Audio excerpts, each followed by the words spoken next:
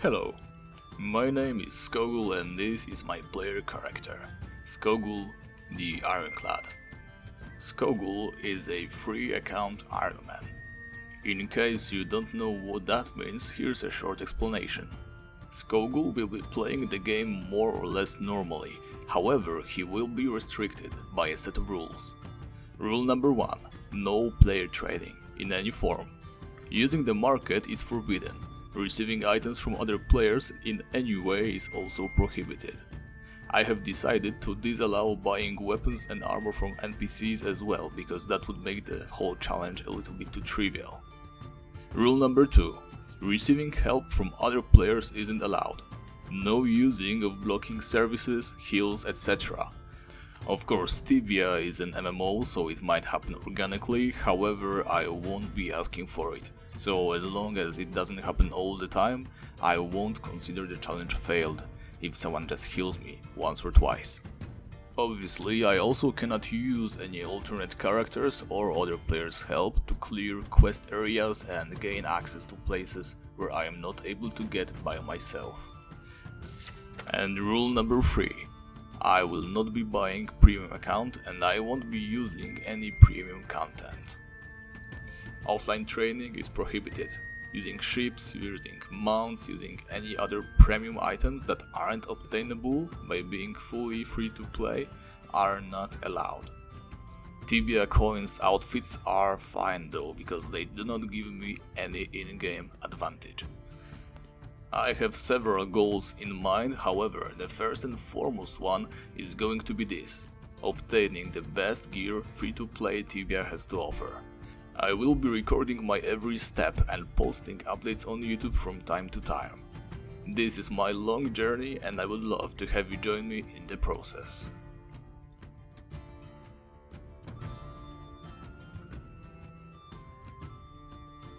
First of all, I would like to apologize for the quality of the recording. I'm afraid I was a little bit too green to use the OBS properly and I didn't set up the resolution correctly. Because of that, you can probably barely see, that's why I will be keeping those first couple of episodes rather short, so that your eyes don't hurt too much. Hopefully you don't mind, the future episodes are going to be in way better quality. So the first thing I decided to do was not to follow the Rookgaard questline. I think it makes the whole thing way too easy. You are given some very decent items very easily and very early, making the entire thing pointless. The first thing I decided to do was to grab some basic gear that would help me survive in the wilderness.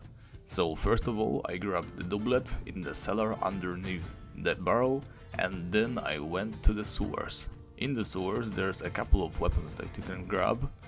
One of them is a combat knife and the other, of course, rapier. You probably already know, but I decided to use swords for this challenge. My character will be a sword fighting knight, so I want to grab a sword as soon as I can to get all the advantage. I was also considering making the challenge a hardcore one, which would mean that I wasn't allowed to die and death would result in the game over for the entire character. However, I decided otherwise. I will be trying to avoid death as much as possible for obvious reasons, and we can try to get the achievement for never dying. However, I doubt that it will happen. Some of the challenges up ahead are going to be very dangerous and I will be heavily undergeared. So yeah, I decided that there's no point in stopping the challenge just because I have decided to play on such a hard set of rules. I sold a bunch of dead rats to Tom in order to afford leather legs, and then with that one armor more I was able to break my way through and grab my first serious sword weapon, rapier. There is one essential problem with playing on Rookgaard. You see, the experience you gain for the first 50 levels has been boosted exponentially. The lesser your level, the more bonus experience you get. It's actually a pretty huge amount, especially for the early levels, which means that you will be pretty much skyrocketing for the first 8 ones, and you don't really want to stay in Rookgaard for any more than those 8 levels. At least I decided I didn't want to do that. Of course, I will be grabbing the best gear possible because I won't be able to survive without that on mainland. As soon as I hit level 3, I ventured outside the city walls and went to grab a notebook from the raft as well as a banana from the pole. As you can see, by killing just a couple spiders, I was already at level 4. First, I went to Willy and gave him that banana I picked up. In return, he gave me a status shield. Then I grabbed the notebook we got from the raft and presented it to Ember, who in return gave me a short sword, a decent weapon but not the best one we can get at the moment. After that, the obvious upgrade would be to get a helmet, to get some boots, both of those can drop from trolls, as well as get better armor, for example studded armor, and better helmets, those drop from orcs and minotaurs. I was able to slay a bunch of young trolls, and then decided to try my strength against an orc, however he proved way too much of a challenge to me. I decided to retreat while I still could, and come back with slightly better gear. Even though my HP was low, I decided to just kill a bunch of low level creatures, and with that I didn't have to go back to the city. A level up heals me completely. I killed a bunch of trolls hoping for a gear upgrade, however I came pretty close to dying at that point. Even though I was already level 5 and pretty close to leaving the island, I still had pretty much next to nothing in terms of gear. That's when I decided to just grab as many loot items as I could, sell them off at the city, and just buy some gear from the merchants.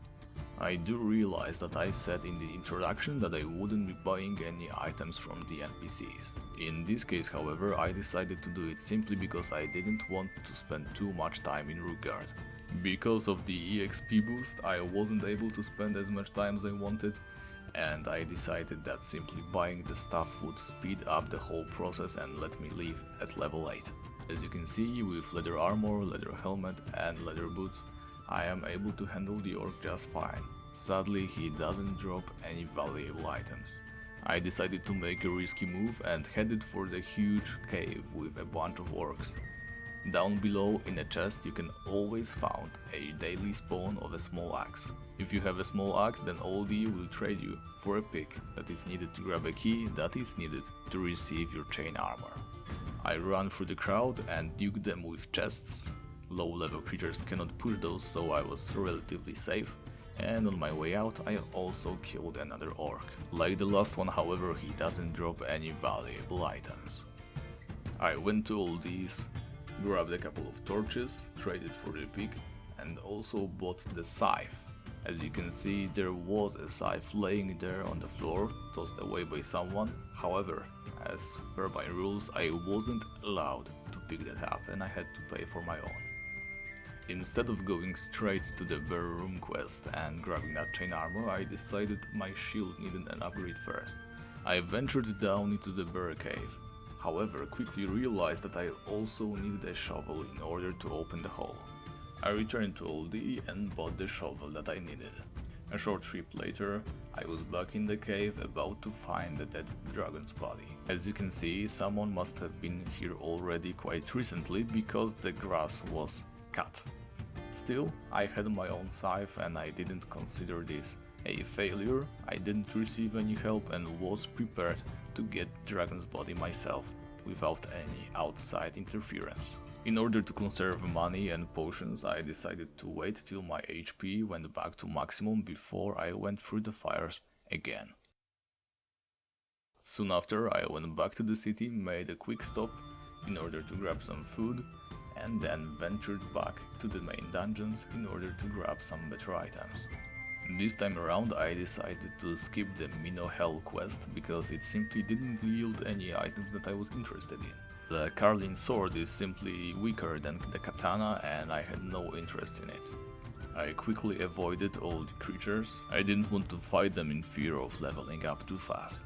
As you can see, there was a bunch of gear upgrades right there on the floor and I couldn't pick them up, so yeah, I had to go and get my own stuff. I built a small barricade using chests, grabbed the key and went straight to the bear room to grab my items. I had to leave my pick because it weighed way too much, however it would be of no further use and I already had a pretty good looking set. The only weapon that needed changing was the saber. I would be grabbing a katana very soon. The katana quest is a little bit trickier because you not only have to go through a couple of poison fields, you also need to get through rotworms, skeletons and other creatures on the way there. That's why I decided to buy a couple more potions. They would be useful in the long run anyway. Finishing the quest was pretty easy. All I had to do was trap the enemies outside of the room, and there I was, fully decked out with the best gear that Rookgaard has to offer.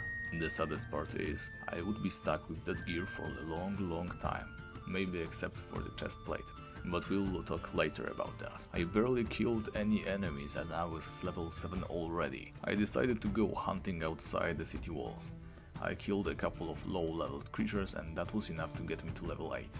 With that I went straight into the mainland. Of course, before that I had to go through the entire Island of Destiny thing. I decided not to take the so-called noob set, which contains brass armor, brass legs, jagged sword, steel shield and the soldier helmet. Those items make the entire early game pretty much a joke. Without them, the early game would be way more challenging and interesting. I chose Thais as my starting city, and from there I would continue my journey. That's it for the first episode. Rookgaard isn't the greatest of challenges, the only difficulty was to gain all the best items before leveling to level 8. I was able to do it, and as you can see, I had to take a couple of risks in order to do that. I'm afraid that unless you want to play as a Rookstayer, you never get a good chance to explore that island. Of course, I don't believe there are any players in Tibia who haven't gone through Rookgaard at least once. No surprises there, but I hope you join me in my next episode when I explore the very first steps I took to make my experience in early mainland bearable. Until next time, see you later.